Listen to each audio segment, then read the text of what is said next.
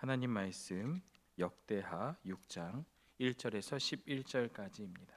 우리는 역대하 5장에서 성전 공사를 마치고 언약궤를 안치하자 여호와의 영광이 성전에 가득함을 보았습니다.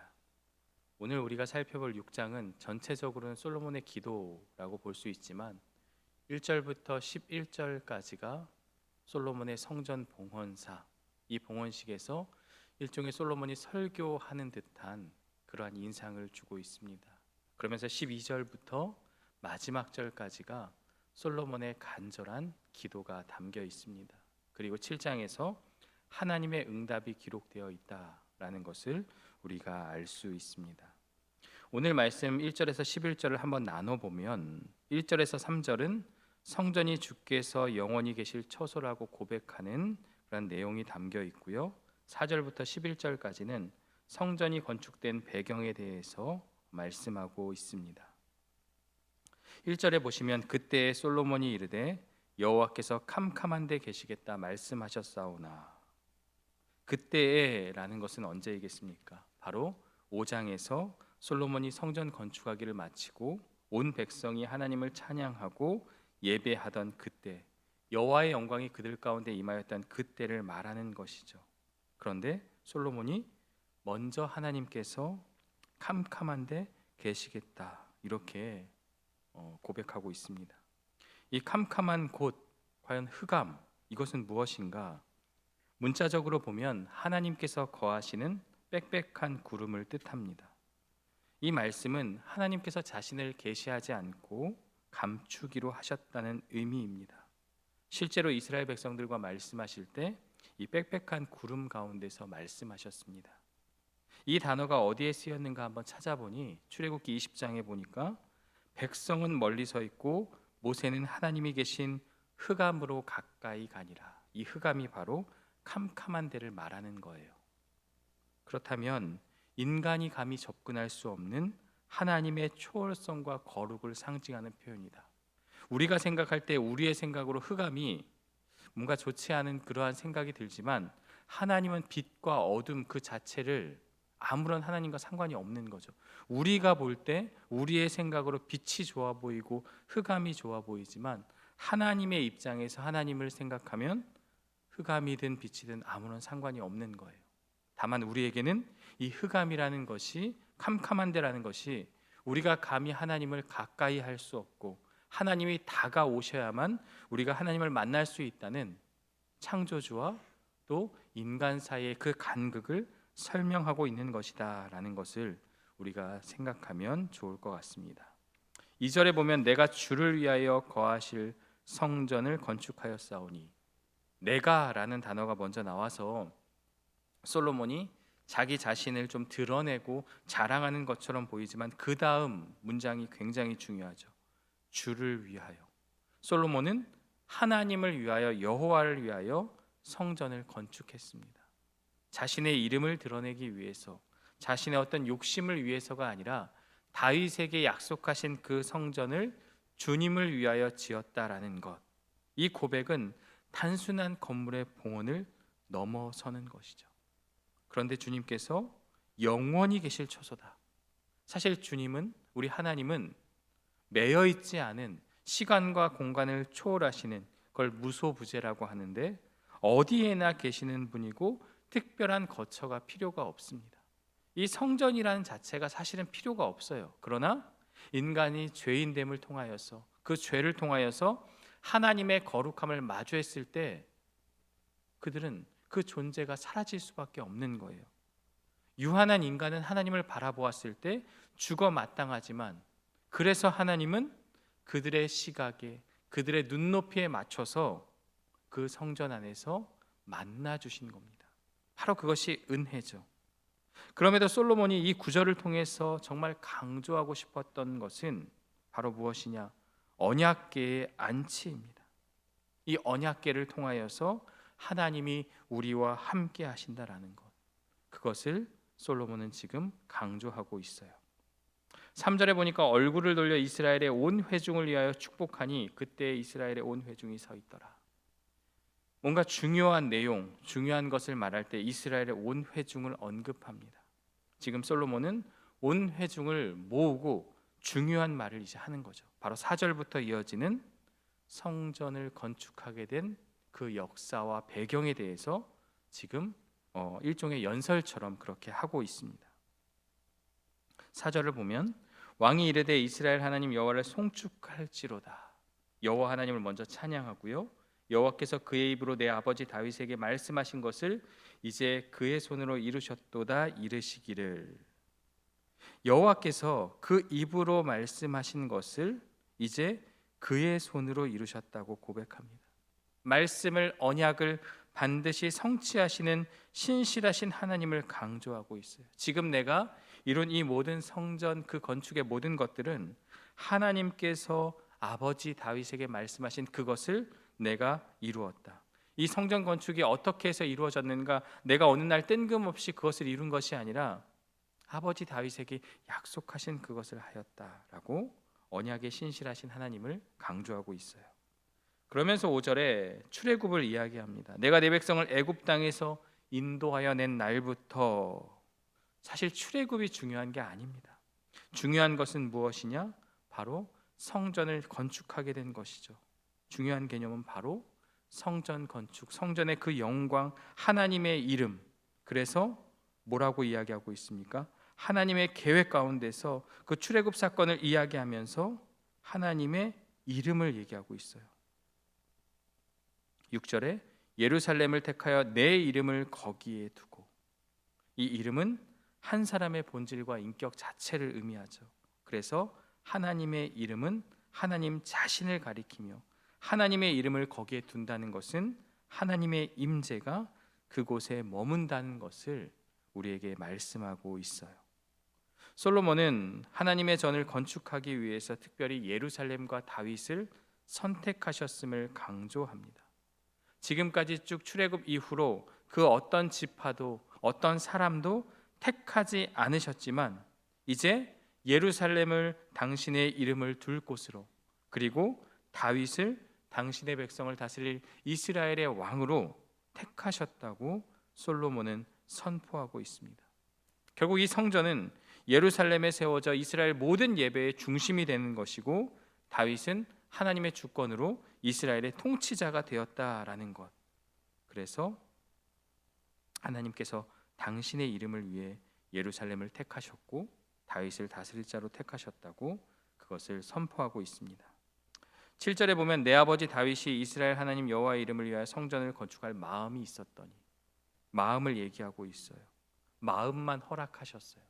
다윗은 너무나도 성전이 짓고 싶고 자신은 좋은 곳에서 그렇게 거주하고 있지만 하나님의 전 언약궤가 하나님의 그 영광 가운데 어떤 그런 성전 안에 있는 것이 아니라 초라한 곳에 있음을 바라보고 그러한 마음을 주셨죠. 하나님은 다윗의 마음을 기뻐하시고 그와 언약을 맺으셨습니다. 그러나 우리가 잘 알듯이 다윗은 성전을 짓지 못하게 되죠. 가장 중요한 건, 핵심은 하나님이 허락하지 않으셨기 때문입니다.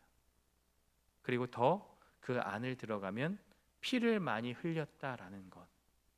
물론 솔로몬도 피를 흘렸죠. 하지만 하나님께서 다윗에게는 그것을 허락하지 않으셨고 대신 그의 후손 가운데서 그 일을 이루겠다, 바로 다음 때인 솔로몬을 통하여서 그 일을 이루셨다는 것을 우리에게 말씀하고 있어요. 이걸 보면서 저는 이런 생각이 들었어요. 하나님의 뜻과 인간의 생각이 다를 수 있겠다. 간극이 있을 수밖에 없겠다라는 거죠. 다윗이 성전을 짓겠다는 마음이 잘못된 마음이 아니라 좋은 마음이죠. 그 좋은 마음이라 할지라도 하나님께서 허락하지 않으면, 하나님이 원하시지 않으면 하지 않아야 하는 것이 바로 믿음의 모습이요 하나님을 따르는 믿음의 삶이다라는 것을 우리에게 말씀하고 있습니다. 선한 마음을 가지고 성전 건축을 바랐지만 하나님께서 그에게 허락하신 것은 준비의 과정이었다. 그리고 솔로몬을 통해서 이루셨다라는 것. 바로 이것이 하나님의 뜻과 우리의 생각이 다를 수 있다는 것을 분명하게 보여주고 있습니다. 그래서 8절과 9절이 그것을 이야기하고 있고요. 10절에 보면 이제 여호와께서 말씀하신 대로 이루셨도다. 말씀대로 모든 것이 이루어졌다는 거예요. 지금까지 내가 한 그 모든 일이 하나님의 말씀에 어긋남이 없다. 모든 것이 말씀으로 이루어졌다. 내가 우리 다윗이 그리고 내가 왕위에 앉았고 또 하나님의 이름을 위한 성전을 건축했고 언약궤를 그 안에 두었다. 이 모든 것은 말씀대로 이루어졌다라는 거예요. 이 위대한 일이 자신의 공로가 아니다라는 겸손의 고백입니다. 이 성전을 짓는 그 기간 동안 열심을 다해서 건축하고 하였지만 이 언약궤가 들어가고 하는 그 모든 과정, 이 모든 것이 하나님의 계획과 뜻 안에서 이루어졌다라는 것을 진실된 마음으로 고백하고 있습니다. 하나님 여호와의 이름을 위하여 내가 성전을 건축하였다. 바로 이것이 오늘 본문의 핵심이라고 볼 수 있습니다. 솔로몬의 봉헌사는요, 하나님이 원하시는 것과 우리 사이에 간극이 있다는 것을 보여주고 있습니다. 다윗은 진실한 마음으로 짓고 싶었지만 솔로몬을 통해 이루었습니다. 그러나 하나님은 그 다윗의 마음을 기뻐하셨고 받아주셨다는 사실입니다.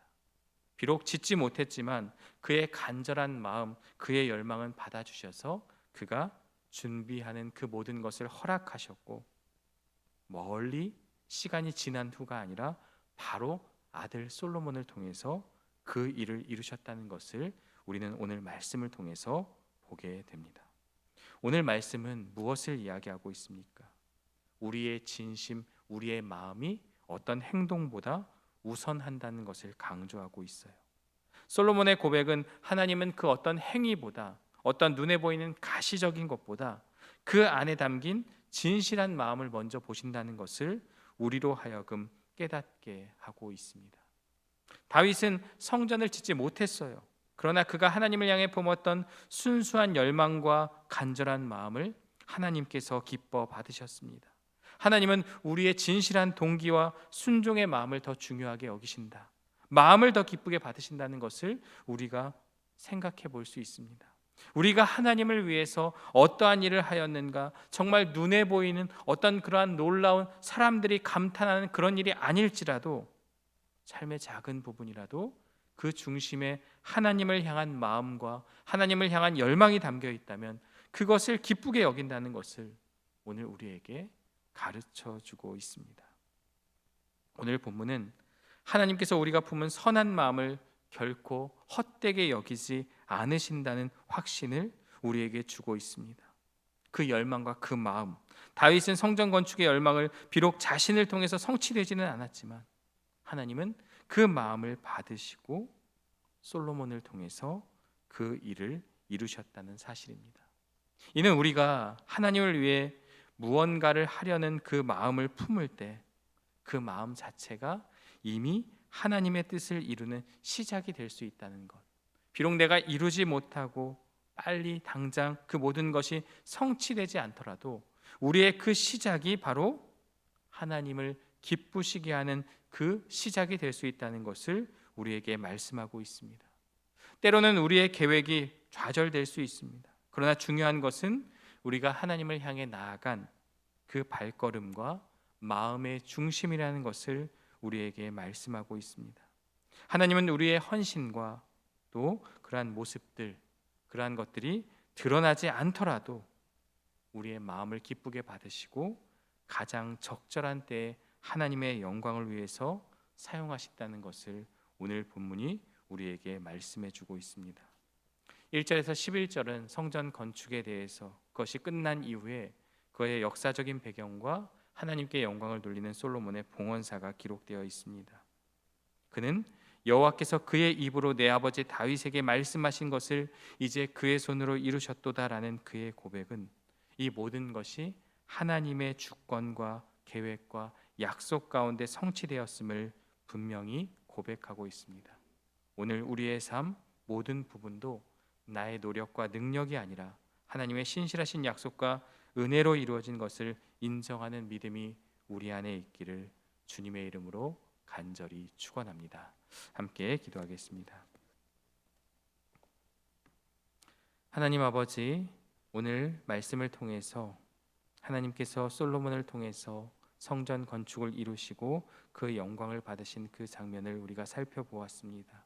이 모든 것이 하나님의 뜻과 계획 속에 이루어진 일임을 기억하고, 때로는 좋은 마음, 하나님을 향한 마음으로 무언가 내가 일을 시작하였지만 그것이 하나님의 뜻에 맞지 않는다면,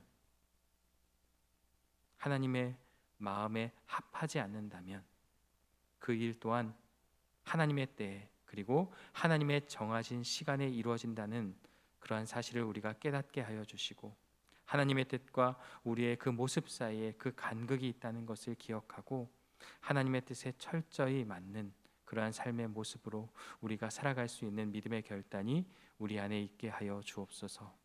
특별히 솔로몬을 통해서 놀라운 일을 이루셨습니다. 그러나 그 일이 자기 자신이 한 그 일이 아니라 하나님을 위하여 한 일임을 고백한 그의 믿음의 고백을 따라 오늘 우리의 삶 속에서 이루어지는 모든 일도 내 목적과 내 뜻이 아닌 하나님을 위한 일이 되게 하여 주시고, 비록 그 일이 눈에 보이는 놀라운 일이 아닐지라도 삶의 작은 부분이라도 그 마음을 기쁘게 받아주시고 내 삶이 하나님을 위한 믿음의 삶으로 나아갈 수 있도록 붙잡아 주옵소서.